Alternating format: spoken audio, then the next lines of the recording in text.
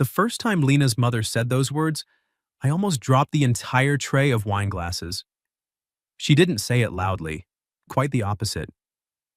Her voice was soft, almost gentle, right in the middle of that elegant family engagement party where everyone was pretending this was just a casual celebration instead of a carefully orchestrated announcement. Elaine Whitmore looked at me, smiled like she had just uncovered a secret the entire room had missed, and said, "So you're the reason my daughter hasn't been dating anyone, huh?" I turned to look at Lena. She was standing next to the man her family had chosen for her, Grant Holloway. 33, successful, from the right kind of family, wearing a perfectly tailored gray suit and the kind of watch that cost more than my truck. On paper, he was flawless. But when her eyes found mine across the room for half a second, I finally understood something I had spent 6 years refusing to see. She hadn't been waiting for someone perfect. She had been waiting for me. My name is Caleb Morgan. I'm 27, and I make furniture for a living. Not the kind you buy in big box stores with particle board and fake wood grain. Real furniture. Solid oak, walnut, cherry. The kind that gets passed down from one generation to the next because it was built to last. I work in a small workshop just outside Nashville, in a quiet suburb where the smell of cut wood mixes with the scent of fresh cut grass on summer afternoons. It's not glamorous. My hands are always rough. My clothes always carry the faint smell of sawdust, and I've got calluses in places most people don't even know exist. But I love it. There's something honest about turning a rough slab of timber into something beautiful and useful. Something that will still be standing long after I'm gone. I don't talk much. Never have. People say I'm the strong, silent type, but the truth is, I just prefer doing over-explaining. Words have a way of complicating things that don't need to be complicated. That's probably why Lena and I got along so well from the very beginning. Lena Whitmore. Same age as me. Sharp, quick-witted, the kind of woman who could walk into a chaotic room and have everything organized in under 10 minutes, just by saying the right things in the right order. She works as an event coordinator for one of the big hotels downtown. We met 7 years ago at a charity fundraiser. I was 20, hired to build a small wooden stage for the evening. Lena was a volunteer in charge of guest relations. She walked up to me while I was still hammering the last few boards into place, looked at my work for about 3 seconds and said, "That backdrop is beautiful. But if you hang the flowers like that, it's going to look like a wedding between two people who hate each other." I stopped hammering and looked at her. She was wearing a simple black dress, hair pulled back, and had this calm, slightly amused expression like she wasn't the least bit worried about insulting a complete stranger. "You've known me for 3 minutes and you're already criticizing my work?" I asked. She crossed her arms. "I call it artistic feedback. I call it a personal attack." She laughed. A real laugh, not the polite kind. And just like that, Lena Whitmore stepped into my life without asking permission and never really left. Over the next 7 years, she became the person I called first when something good happened. The person I wanted to see when a day had gone completely sideways. She knew I liked my coffee black, but always let it go cold because I got distracted. She knew I went quiet when I was thinking too hard. She knew I hated big crowds, but would still show up if she asked. And I knew she hated white roses because they looked like fake apologies. I knew she preferred lemon cake over chocolate. I knew that when she laughed too loud, it usually meant she was hiding something. A lot of people asked if we were dating. Every single time, I gave the same answer. No, we're just best friends. Lena would always smile when I said that. But sometimes the smile came a half-second late. I noticed. I just pretended I didn't. Because admitting anything else felt dangerous. Like if I said the words out loud, I might lose the most important person in my life. Her family was the kind that cared a lot about appearances. Her father, Victor Whitmore, ran a medical equipment distribution company. Strict, practical, the type who treated every life decision like a business investment that needed to be calculated carefully. Her mother, Elaine, was different. Softer on the surface, but she had this way of looking at you like she already knew every secret you were trying to keep. She was always kind to me, but those eyes made me feel like I'd never successfully lied to her in my entire life. It was a Wednesday night when Lena called. I was in the workshop sanding the top of a dining table I'd been working on for weeks. The phone was wedged between my shoulder and ear, sawdust still clinging to my forearms. Caleb, are you free this Saturday? She asked. Her voice was too normal. The kind of normal that usually meant something was wrong. Yeah, why? She hesitated, just for a second. My family is having a thing. What kind of thing? Another pause. Just a family gathering. I put the sandpaper down. Lena, what kind of thing? She sighed, and I could almost see her rubbing her forehead the way she always did when she was stressed. They want to introduce me to someone. I went still. A guy? Yeah. Like a date? She gave a small, humorless laugh. More like a serious introduction. I understood immediately. Her family was setting her up. And not just for a casual date. This was the kind of introduction that came with expectations, the kind that ended with wedding planning and family mergers. His name is Grant Holloway, she said quietly. 33, son of one of Dad's biggest business partners, successful, polite, has his own company, everything my father thinks is appropriate. I didn't say anything for a long moment.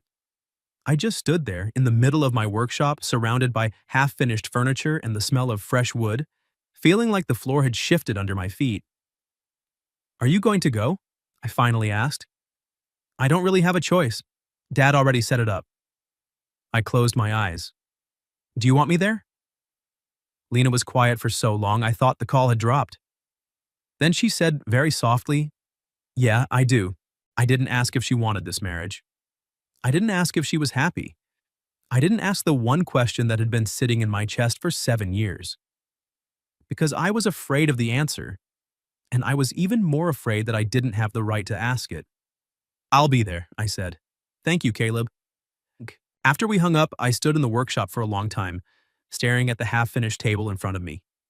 My hands were still covered in sawdust. My chest felt tight in a way I couldn't explain. For 7 years, I had called Lena my best friend. I had convinced myself that was enough, that wanting more would ruin everything, that staying silent was the safest way to keep her in my life. But standing there in the quiet workshop with her voice still echoing in my head, I felt something I hadn't let myself feel in a long time. Fear. Not the fear of losing a friend. The fear that I might already be losing something I had never been brave enough to name. And for the first time in 7 years, I wasn't sure how much longer I could keep pretending. The party was held in the backyard of the Whitmore house. String lights hung between the trees, casting a soft golden glow over everything. Long tables covered in white tablecloth stretched across the lawn. Flowers sat in simple glass vases. Everything looked elegant, expensive, and completely out of place for what was supposed to be a casual family gathering. I knew the moment I stepped through the gate that this wasn't just dinner. This was a quiet announcement. Everyone seemed to understand that except Lena. I wore a dark blue button-down shirt, clean jeans, and the only pair of decent shoes I owned. Still, standing among men in tailored suits and women wearing jewelry that probably cost more than my truck, I felt like I had accidentally walked into the wrong event, like someone had hired me to deliver furniture and I'd shown up at the wrong address. But I wasn't there to impress anyone. I was there for Lena. I found her near the drink table holding a glass of water with both hands like it was the only thing keeping her grounded. She was wearing a light blue dress that made her look softer than usual. Her hair was pulled back low at the nape of her neck. She looked beautiful, she always did. But her eyes were wrong. They were bright, polite, perfect, and completely empty. The second she saw me, her shoulders dropped just a little. You actually came, she said when I reached her. I said I would. She gave me a small smile. You always do. Always do what? She looked down at her glass. Show up. Before I could answer, a voice came from behind her. Lena, aren't you going to introduce me? Grant Holloway stepped forward. He was tall, maybe 6'2", wearing a perfectly fitted gray suit and a silver watch that caught the light every time he moved. His smile was polished, practiced, the kind of smile that had been trained for boardrooms and country clubs. He looked at Lena first, then at me, like he was already assessing whether I was a problem. Grant, this is Caleb Morgan, Lena said. Her voice was a little stiff. My best friend. Grant extended his hand. The handshake was firm, too firm, like he wanted me to feel the pressure. Caleb, he said, still smiling. I've heard your name quite a bit. Hopefully good things. Mostly that you're always around. The words sounded like a compliment. His eyes said something else entirely. Lena jumped in quickly. Caleb is very important to me. Grant glanced at her, still smiling. I'm sure he is. Everyone needs a loyal friend. The way he said friend made it sound like a cage he was locking me inside. I didn't respond. I was too busy reminding myself why I had come here. To support Lena, not to start a fight. A few minutes later, Elaine Whitmore appeared beside me. She was wearing a cream-colored dress, her hair neatly pinned up, holding a glass of iced tea. She looked at me with that familiar, gentle smile that never quite reached her eyes in the way most people thought it did. Caleb, she said warmly, I'm so glad you made it. Mrs. Whitmore. She studied me for a moment, then looked toward Lena, who was now standing next to Grant while he spoke with a small group of guests. His hand rested lightly on the small of her back. Not quite possessive, just enough to send a message. Elaine turned back to me. Did she ask you to come? Yes, ma'am. She said it was a family gathering. Elaine gave a soft, knowing laugh. My daughter has always been very careful with her words when she doesn't want to tell the truth. I didn't know how to respond to that. She placed her glass on the table and looked at me directly. So, you're the reason she hasn't dated anyone? The words hit me like a slow punch to the chest. I stared at her. I'm sorry, what did you say? You heard me. My mind went blank for a second. The music, the laughter, the clinking of glasses all seemed to fade into the background. I don't think that's true, I managed. Elaine tilted her head slightly, still smiling. Is it not true because you don't know? Or because you don't want to know? I couldn't answer. She continued, her voice calm and steady, like we were simply discussing the weather. Lena has turned down 4 different men in the last 2 years. Doctors, lawyers, business partners of her father's. Every time I asked why, she said they weren't right. But I know my daughter. She wasn't looking for someone right. She was comparing all of them to someone else. My heart started pounding. Lena and I are just best friends, I said. The words felt thin even as they left my mouth. Elaine's smile didn't change. That's what people say when they're terrified of losing each other. I stood there, unable to speak, because the sentence didn't feel like an accusation. It felt like someone had just handed me a key to a door I had kept locked for 7 years. Elaine glanced across the yard toward her husband, who was deep in conversation with several guests. Tonight, her father wants clarity, she said quietly. Grant wants clarity, but Lena, she looked back at me. Lena has never wanted this. I swallowed hard. She doesn't want to marry him? Elaine gave me a long look, the kind that made me feel like a child who had just realized something too late. She never has. I looked over at Lena again. She was standing beside Grant, smiling at something someone said. But I knew that smile. It was the same one she used with difficult clients at the hotel. The one she wore when everything inside her was falling apart, but she still had to keep the event running smoothly. Her hands were wrapped tightly around her glass. She wasn't laughing with her eyes, and every few seconds her gaze drifted toward me when she thought no one was watching. 7 years of memories suddenly rearranged themselves in my head. All the late-night calls, all the quick dinners after work, all the times she sat in my workshop complaining that my furniture was too serious. All the times I turned down dates without understanding why. All the times she told me, just stay the way you are, and somehow made it sound like the most important thing anyone had ever said to me. I had called all of it friendship, because calling it anything else had always felt too dangerous. But maybe that was exactly why she was standing here tonight, next to a man she didn't love. Elaine picked up her glass again and looked at me one last time. I'm not telling you what to do, Caleb. But if you're going to stay silent, make sure it's because you truly don't love her. Don't stay silent just because you're afraid. Then she walked away, leaving me standing in the middle of the party with my heart hammering against my ribs. For the first time in 7 years, I couldn't lie to myself anymore. And I had no idea what I was supposed to do about it. After my conversation with Elaine, I tried to keep myself together. I walked over to the food table and picked up a glass of water just to give my hands something to do. But my eyes kept finding Lena. She was still standing beside Grant. He had one hand resting lightly on the small of her back while he talked to a group of guests. It wasn't aggressive, it wasn't even particularly intimate, but it was enough to make something sharp twist in my chest. I hated it. Not because Grant was rude. He was actually the opposite. He knew exactly when to smile, when to raise his glass, when to call Victor sir with just the right amount of respect. He complimented Elaine on the party without sounding fake. Everything about him was polished, appropriate, and perfectly calculated. He looked like the correct answer on paper. But Lena wasn't a math problem. A little while later, Victor Whitmore tapped his glass with a spoon. The conversations around the yard slowly died down.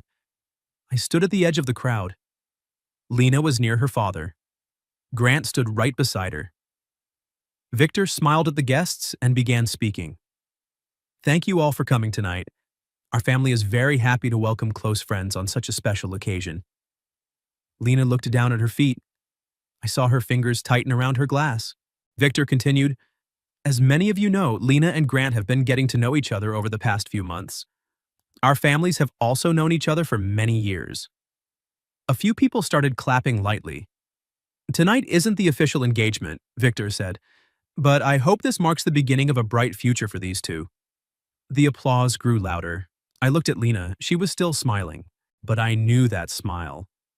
It was the same one she used when she had to deal with difficult clients at the hotel, the one she wore when everything inside her was screaming, but she still had to keep smiling for the sake of the event. Grant turned to her and said, just loud enough for the people nearby to hear, would you like to say a few words, sweetheart? Lena hesitated. Victor looked at his daughter, his expression making it very clear what he expected her to say. Lena took half a step forward. Her eyes swept across the yard and landed on me for just 1 second. Then she quickly looked away. Thank you all for coming, she said.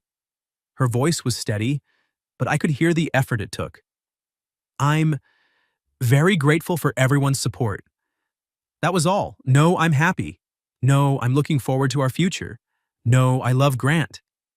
But the crowd still clapped, because sometimes people only hear what they want to hear. Grant leaned down and whispered something in Lena's ear. I couldn't make out the words, but I saw her expression harden for a brief moment. She gave a tiny nod. Then Grant reached into his jacket pocket and pulled out a small velvet box. My stomach dropped. Victor looked surprised but didn't stop him. Grant opened the box. Inside was a ring. A few people gasped. Grant turned to Lena, his voice clear and confident. Lena, I know tonight isn't the official engagement, but with both families here, I don't see any reason to wait for what's right. Lena stood frozen. Grant slowly lowered himself to one knee. The entire backyard went completely silent. I could hear my own heartbeat pounding in my ears. Grant looked up at her and asked, Lena Whitmore, will you marry me? Lena didn't answer. 1 second, 2 seconds, 3 seconds. The silence stretched uncomfortably. People began whispering. Victor's face tightened. He stared at his daughter. Elaine stood on the other side of the yard. She wasn't looking at Grant, she was looking at me. Like she was asking, how long are you going to just stand there?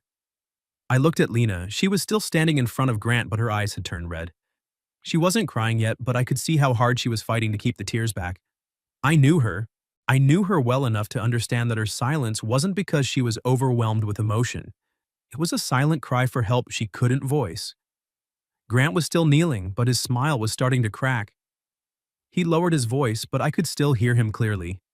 Lena, don't make this awkward for everyone. That sentence was what finally made me move. I took 1 step forward, then another. I wasn't thinking anymore.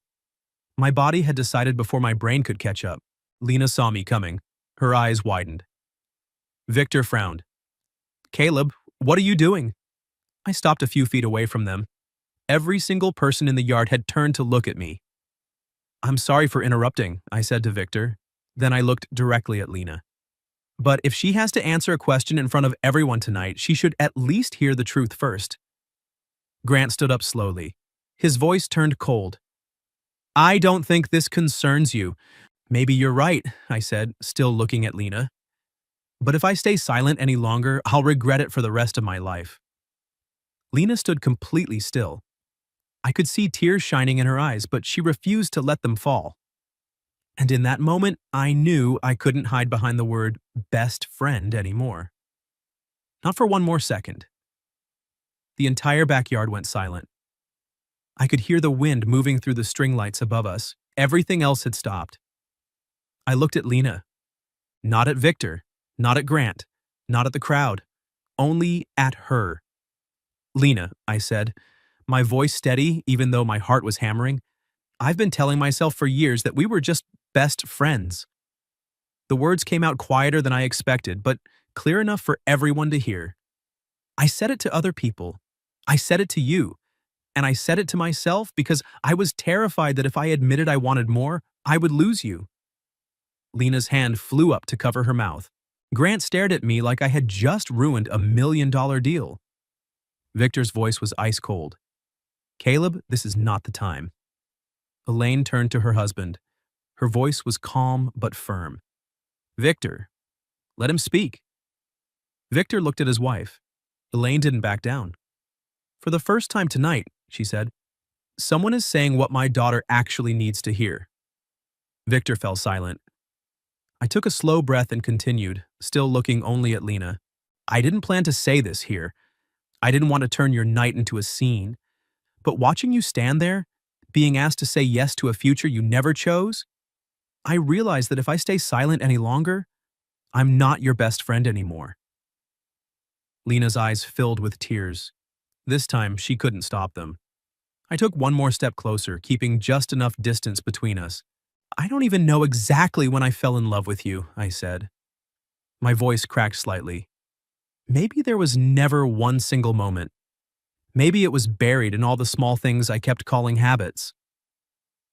I looked at her, feeling everything I had buried for 7 years rising to the surface. It was in the way you used to come to my workshop just to complain that my furniture was too serious. It was in the late-night calls after you had a terrible day. It was in how you always seemed to know what I was thinking before I said it. It was in how I kept turning down every date, telling myself I just hadn't met the right person yet. Lena was crying openly now. Caleb, she whispered. I had already met the right person, I said. A long time ago. I was just too scared to call her by that name. Grant let out a short, bitter laugh. Very touching, he said. But this isn't a romance movie. Lena needs someone who can give her a stable future. I turned to him. A stable future isn't forcing a woman to smile while she's dying inside. Grant's face went pale. Victor stepped forward. You have no right to judge my family. I'm not judging your family, sir, I said, keeping my voice respectful. But I know Lena, and right now she's not happy. Victor stared at me. And you think you can make her happy? I can't promise I'll make her happy every single day, I answered honestly. No one can promise that without lying. I turned back to Lena. But I can promise I'll never ask her to live a life that only makes sense to other people. Elaine looked at her daughter. Lena, she said gently, do you have anything you want to say? Every pair of eyes turned to her. Lena looked at her father first, then at Grant. Finally, she looked at me. She slowly placed her glass of water on the table beside her, like she was setting down a role she had been forced to play for too long. I'm sorry, she said to Grant. Her voice was quiet but clear, but I can't accept that ring. Grant stood completely still. Lena continued, stronger this time. I don't love you. I don't want this marriage. The crowd began whispering. Victor closed his eyes. Grant's jaw tightened. Because of him? Lena looked at me for a long moment. Then she turned back to Grant and said, no, because of me. Those words seemed to freeze the entire yard. Lena took a shaky breath. Caleb gave me the courage to finally say what I've known all along. But this decision is mine. I don't want this. Grant snapped the ring box shut. He looked at Victor, then at Lena. You're making a very big mistake, he said coldly. Maybe, Lena replied, but at least it's my mistake. Grant didn't say anything else. He turned and walked out of the yard without looking back. A few guests avoided eye contact. Others looked at Lena like they were seeing her for the first time. Victor stood frozen for a long time. Finally, he looked at his daughter and asked quietly, "Are you sure?" Lena met his eyes. "I'm sure." Victor turned to me. I couldn't read his expression, but before he could speak, Elaine stepped forward and pulled Lena into her arms. "I know," she whispered, loud enough for those nearby to hear. Lena broke down completely, sobbing into her mother's shoulder. I stood there, afraid to move. This moment belonged to her, not to me. But then Lena lifted her head and looked at me through her tears. She reached out her hand. She didn't say anything. She just held it out. I walked toward her. I took her hand. And for the first time in 7 years, I wasn't holding her hand like a best friend. I was holding it like a man who had finally chosen her in front of the entire world she came from. After that night, nothing became easy overnight. The Whitmore family had to deal with a storm of gossip. Grant left angry. Victor lost a major contract with Grant's father. Some relatives called Lena impulsive. Others said I had ruined a perfectly good match. But Lena never apologized for saying no. She only apologized to her mother for letting things drag on until they exploded in the middle of the party. Elaine had simply taken her daughter's hands and said, "You didn't ruin the party, sweetheart. You just stopped ruining your own life." Lena held on to those words for a long time. Victor needed more time. He was a man who measured everything in returns and risks, and I had just become the biggest risk he had ever taken with his only daughter. But he never asked Lena to take back her decision. That alone told me more about him than anything else. Lena and I started dating after that. It sounds strange to say started, because we had already been in each other's lives for 7 years. But this was different. We moved slowly on purpose. No rushed engagement, no grand declarations to prove anything to anyone. We just let it grow from the friendship we had spent years building. She still teased me when I got too serious. I still drove her around to pick out event decorations, even though I didn't understand why candles needed mood. She still came to the workshop, sat on unfinished tables, and told me the smell of sawdust made her feel calm. One evening a few months later, she was sitting on the edge of my workbench while I attached legs to a dining table. Out of nowhere, she said, "I waited a long time for you to figure it out." I set the drill down. "Were you mad at me?" She thought about it. "Sometimes." I nodded. "I deserved that." Lena looked at me for a long moment. But I was scared too. I was afraid if I said something first, you would choose the safe version of us. And I didn't want to be the person who ruined the only thing I was sure about. I walked over and stood between her knees. I was just as scared. She gave a small, sad smile. "We're idiots." "Yeah," I said. "Complete idiots." She laughed softly. Then I took her hands. "But I don't want to be an idiot anymore," I told her. Lena's eyes softened. "Then don't let go." "I won't." A year later, Victor invited me to dinner. Not as Lena's best friend, not as an unexpected guest, but as the man who was dating his daughter. The meal was still a little tense, but it wasn't cold anymore. He asked about my work, told him about the custom tables I was building for a new restaurant. Elaine sat beside Lena, occasionally glancing at us with the quiet smile of someone who had known the ending long before the rest of us. After dinner, she pulled me aside in the kitchen and handed me a slice of lemon cake. "I told you," she said. "Told me what?" "That you were the reason she stopped dating anyone else." I looked through the doorway at Lena, laughing at something her father said. Her hair was down, her face calmer than it had been the night of the party. "I wish I had figured it out sooner," I said. Elaine's voice was gentle. "What matters is that you figured it out before it was too late." 2 years after the party, I asked Lena to marry me inside my workshop. No big dinner, no families watching, no pressure.